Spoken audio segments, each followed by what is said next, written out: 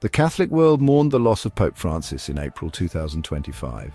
His papacy was marked by humility, a focus on the poor, and a call for environmental stewardship. Now, the Church faces a pivotal moment as it prepares to elect a new leader. This process, steeped in tradition and shrouded in secrecy, is known as the Papal Conclave. The conclave to choose Pope Francis's successor is set to begin on May 7, 2025. Cardinals from around the world will converge on the Vatican, their task being to discern who among them will assume the mantle of the papacy.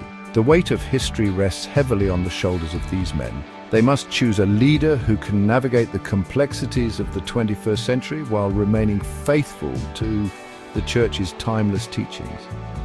The world watches, eager to see who will emerge from the conclave as the new shepherd of the Catholic Church. This is a time of both uncertainty and hope.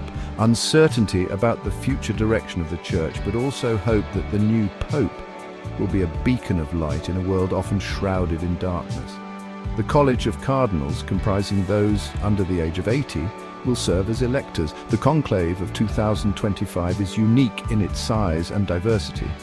133 cardinals, representing a wide range of cultural backgrounds, will participate. This reflects the global reach of the Catholic Church and the growing influence of the developing world. As the cardinals gather in Rome, they do so not as individuals representing their own interests, but as successors to the apostles, guided by the Holy Spirit.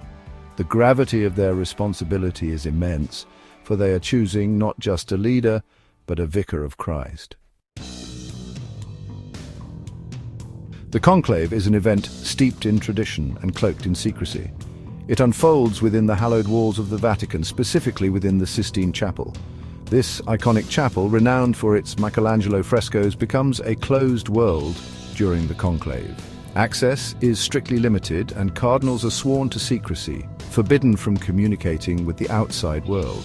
This seclusion is not meant to be exclusionary, but rather to create a space free from external pressures where the cardinals can focus solely on the task at hand, discerning the will of God. The rituals of the conclave are ancient and filled with symbolism. From the moment the doors are sealed, the cardinals enter a period of intense prayer and reflection.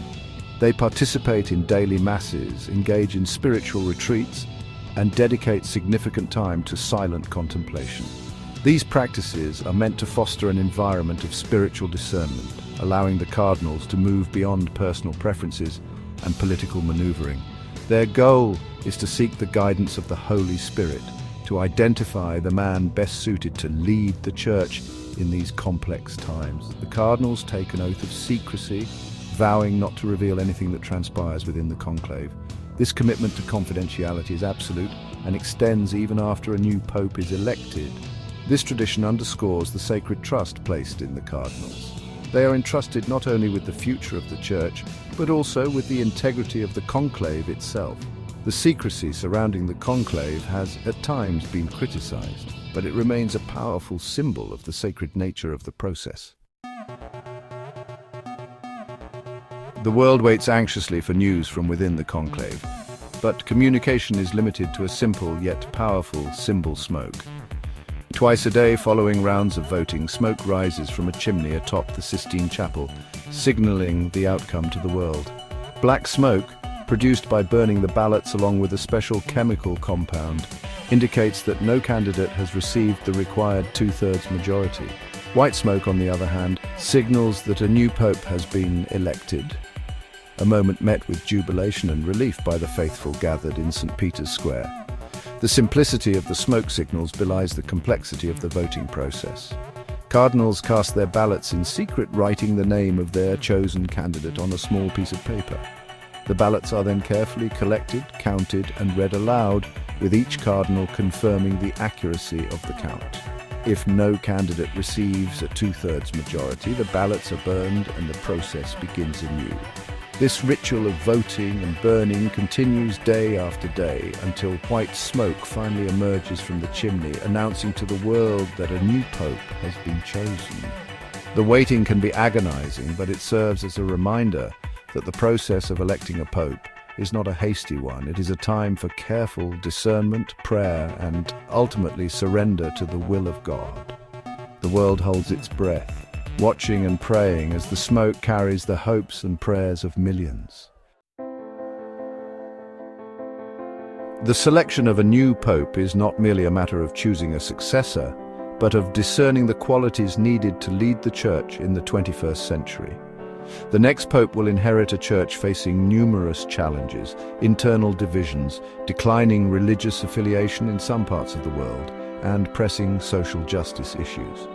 The cardinals, in their deliberations, must consider what qualities are essential for a leader to navigate these turbulent waters. Among the desired qualities, several stand out. First and foremost, the next pope must be a man of deep faith and prayer, a shepherd who can connect with people from all walks of life, a bridge builder who can foster unity within the church and beyond. He must be a voice for the voiceless, a champion for the poor and marginalized.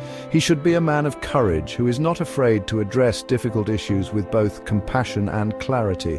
The world will be watching closely as the conclave unfolds, eager to see who emerges as the new leader of the Catholic Church. The stakes are high and the challenges are many, yet amid the uncertainty there is also a sense of hope. Hope that the Holy Spirit will guide the cardinals in their deliberations and that the new Pope will be a beacon of light in a world longing for peace, justice and spiritual renewal.